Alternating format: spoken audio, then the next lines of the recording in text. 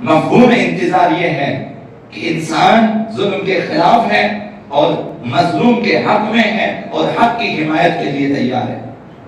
یہ انتظار کا مفہوم ہے کہ میں یا آپ منتظر ہیں ظہور کے.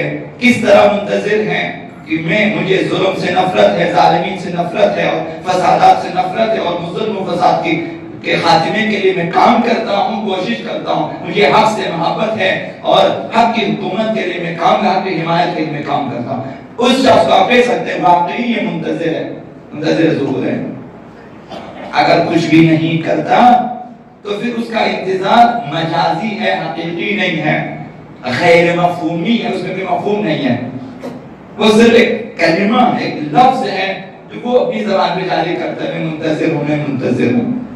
اس کا کوئی معنی نہیں ہے، کوئی مطلب نہیں ہے. لہذا اس وقت مفہوم انتظار حقیقی ہوگا جب یہ دو چیزیں اس میں پیدا ہو جائیں. یہ چیزیں انسان کو حسینی بناتی ہیں، مہدوی بناتی ہیں. یہ دو چیزیں ضروری ہیں. اس وقت کہ جب باطل ستیز ہو اور حامی حق ہو، باطل سے نفرت ہو اور حق سے محبت ہو، تو اس وقت شعور حسینی سے انسان آگے بڑھتا ہے انتظار زمین ساز تک. پھر یہ انسان بن جاتا ہے شعور حسینی سے، بن جاتا منتظر زمین ساز.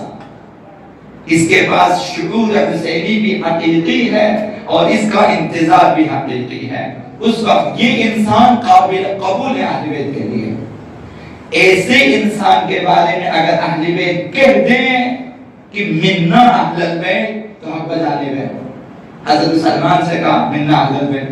اسی طرح باقی افراد سے حضرت عمار کے بارے میں کہ عمار حق کے ساتھ ہے اور حق عمار کے ساتھ ہے. جہاں حق گھومتا ہے عمار حق کے پیچھے ہے. سلمان کے بارے میں سلمان منا اہل البیت اس لیے ہے، وہ اس مقام پر ہے. اہل بیت سے شدید محبت ہے اور اہل بیت کی حمایت کے لیے آمادہ ہے مکمل. باطل قوتوں سے نفرت ہے اور باطل قوتوں کے خلاف برسر پیکار.